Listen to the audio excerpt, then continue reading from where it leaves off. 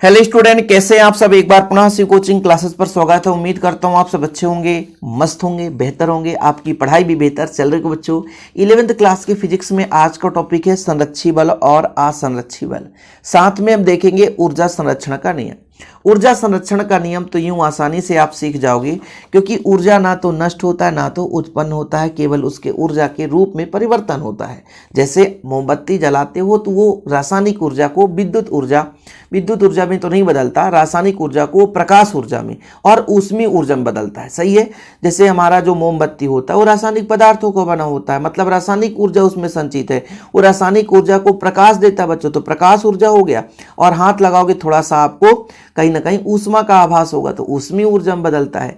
ऐसे आपके घर में जो बल्ब जल रहा होता है वो बच्चों विद्युत ऊर्जा को प्रकाश ऊर्जा में रूपांतरित करता है और कुछ मात्रा में ऊष्मा भी उत्पन्न करता है, तो ऊष्मीय ऊर्जा में। तो कहीं ना कहीं ऊर्जा का केवल रूप बदल जाता है, ऊर्जा कभी नष्ट नहीं होता। ब्रह्मांड में जितना ऊर्जा संचित है वो ऊर्जा उतना ही रहेगा, भले ही वो दूसरे रूप में क्यों ही रूपांतरित ना हो जाए। ओके, चलिए शुरू करते हैं मुख्य रूप से संरक्षी बल और असंरक्षी बल। अब जैसे बच्चों आप दो उदाहरण लेकर चलेंगे तो आपको अच्छे तरीके से समझ में आएगा। जैसे यहां पर मैं बात करता हूं, एक हमारा है घर्षण बल और एक हमारा बच्चों गुरुत्वाकर्षण बल। ठीक है, गुरुत्वाकर्षण बल। अब मान के चलता हूं ये पृथ्वी का सतह है और यहां से किसी वस्तु को हम ऊपर तक ले जाते हैं, ऊपर ऊंचाई तक ले जाना चाहते हैं। प्रारंभ में यहां था, इसकी स्थिति पृथ्वी से कितनी थी और यहां पर अब कहां पे ज्यादा बल लगेगा। ये बल कहां पे लगेगा बच्चों, दो पिंडों के बीच लगने वाला बल। गुरुत्वाकर्षण बल क्या होता है, बीच के दूरी के वर्ग के व्युत्क्रमानुपाती होता है। मतलब जितना दूरी बढ़ाएंगे गुरुत्वाकर्षण बल का मान कम होगा, सीधा है। ठीक है, तो कहीं ना कहीं यहां पर बल अधिक लग रहा है, पृथ्वी के द्वारा जो लगाया गया बल गुरुत्वाकर्षण बल इस पर अधिक लगेगा और यहां पर कम लगेगा। केवल ये प्रारंभिक और अंतिम स्थिति पर डिपेंड करता है, ये रास्ते पर डिपेंड नहीं कर रहा है। आप वस्तु को ऊपर ले जाओगे भाई साहब, तो रास्ते कैसा है बच्चों इससे मतलब नहीं है, यानी पथ कैसा है इससे मतलब नहीं है।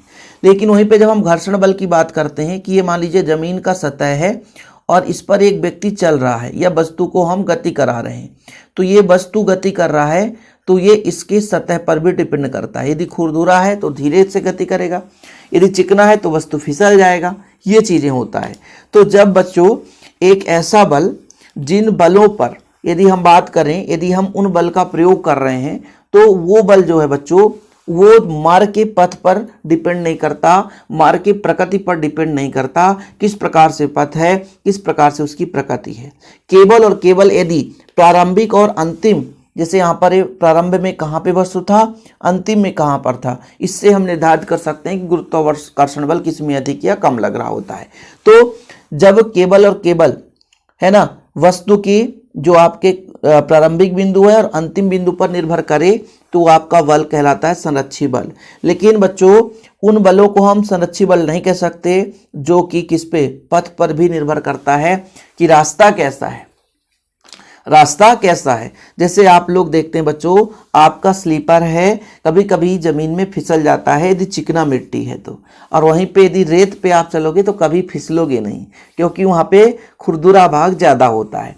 ऐसे जब आपकी गाड़ी चलती है तो चिकनी सतह पर गाड़ी फिसलती है, ब्रेक लगाओगे गाड़ी फिसल जाएगी। वहीं पे खुरदुरा सतह है तो वहां पे गाड़ी नहीं फिसलती है, क्योंकि ये जो उदाहरण है वो पथ के प्रकृति पर निर्भर करते हैं कि पथ की प्रकृति कैसी है। लेकिन गुरुत्वाकर्षण बल की बात करो, गुरुत्वाकर्षण बल में बीच में कैसा वायु है, कार्बन डाइऑक्साइड है, आर्गन गैस है, ईथर व्याप्त है, क्या है इससे मतलब नहीं है। जैसे पृथ्वी और सूर्य के बीच जो बल लगता है गुरुत्वाकर्षण बल है, बीच का क्या माध्यम है, अभी कुछ ऊंचाइयों तक तो आपको पता है कि वायुमंडल है, बीच में कुछ माध्यम है या नहीं है इसे तो वैज्ञानिक भी पता नहीं कर पाए हैं, क्योंकि भाई सूर्य तक कोई अभी पहुंच ही नहीं सकता।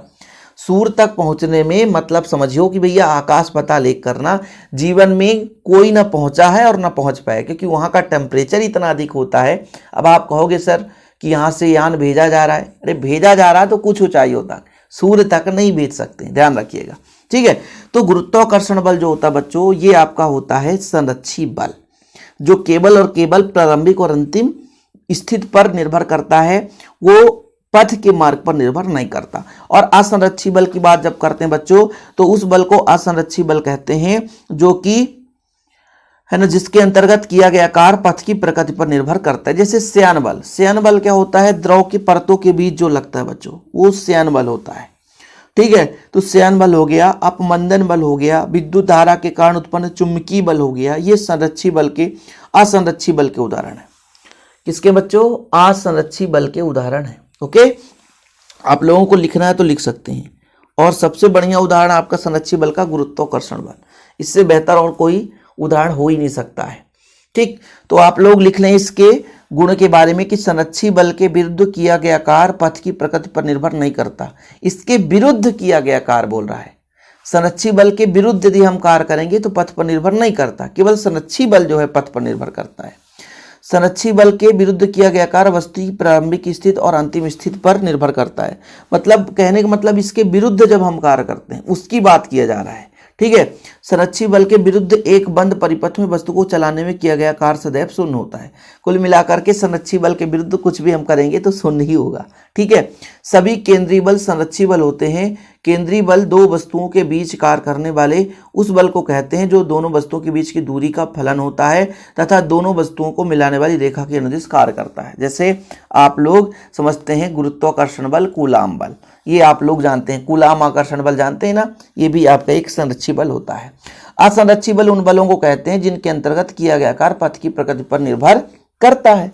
ये असंरक्षी बल हो गया, घर्षण बल हो गया, श्यान बल हो गया, चुंबकीय बल हो गया। ठीक बच्चों, स्क्रीनशॉट ले लिया करो, आप लोग प्रॉपर रूप से नोट्स बना लिया करो। यदि आपको नोट्स लेना भी है तो कॉन्टैक्ट नंबर है 9685299149, 9685299149। इस नंबर पर भी आप कॉन्टैक्ट करके नोट्स ले सकते हैं।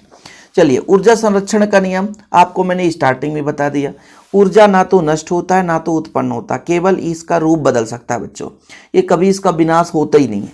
जैसे यहाँ पर देखिए कि मान लीजिए विद्युत शक्ति जनित्र में बांध से पानी को अधिक ऊंचाई से गिराकर स्थितिज ऊर्जा को गतिज ऊर्जा में परिवर्तित किया जाता है। बांध से पानी को गिरा करके टरबाइन को घुमाया जाता है। तो बच्चों आप सबको पता है कि जैसे जल स्थिर है तो उस पर स्थितिज ऊर्जा संचित है, लेकिन जैसे वो गति करेगा तो गतिज ऊर्जा में बदलेगा, और वही गतिज ऊर्जा टरबाइन को घुमाएगा तो फिर विद्युत ऊर्जा उत्पन्न कर देता है। समझ रहे हैं ना, मतलब यही तो ऊर्जा का रूप है, एक रूप से दूसरे रूप में परिवर्तन, केवल रूप बदलता बच्चों। आगे देखिए, घड़ी में चाबी भरने में किया गया कार्य उसके स्प्रिंग में स्थितिज ऊर्जा के रूप में संचित हो जाता है। अब पुरानी जमाने की घड़ी आती ही नहीं है या कोई पहनता ही नहीं है। अब आजकल सेल का जमाना आ चुका है। पहले क्या होता बच्चों, चाबी भरते थे, चाबी भरने से उसमें ऊर्जा स्थितिज ऊर्जा के रूप में संचित हो जाती थी। वो धीरे धीरे गतिज ऊर्जा में परिवर्तित होती थी और फिर सुई को घुमाती रहती थी। ओके, तो ये चीजें आप लोग लिख लेंगे। सेलों में रासायनिक ऊर्जा का विद्युत ऊर्जा में, प्रकाश विद्युत सेल में, प्रकाश का विद्युत ऊर्जा में, विद्युत हीटर या विद्युत भट्ठी में, विद्युत ऊर्जा का ऊष्मीय ऊर्जा में।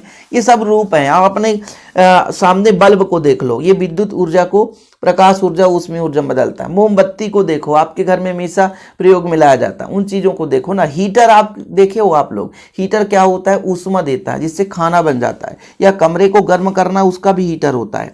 आप क्या कर सकते हैं बच्चों, विद्युत ऊर्जा से उसे ऊष्मीय ऊर्जा में और थोड़ा बहुत प्रकाश भी देता है, तो प्रकाश ऊर्जा भी हम कह सकते हैं। चाहे थोड़ा ही दे लेकिन देता तो है, तो इसमें परिवर्तित होता है। ये कई सारे एग्जाम्पल्स हैं ऊर्जा संरक्षण के नियम के।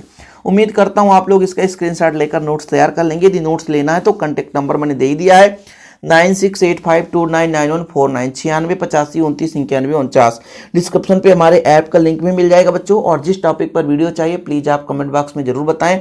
ऐसी वीडियो पाने के लिए चैनल को सब्सक्राइब कर लें, बेल आइकन भी प्रेस कर लें। जय हिंद, वंदे मातरम।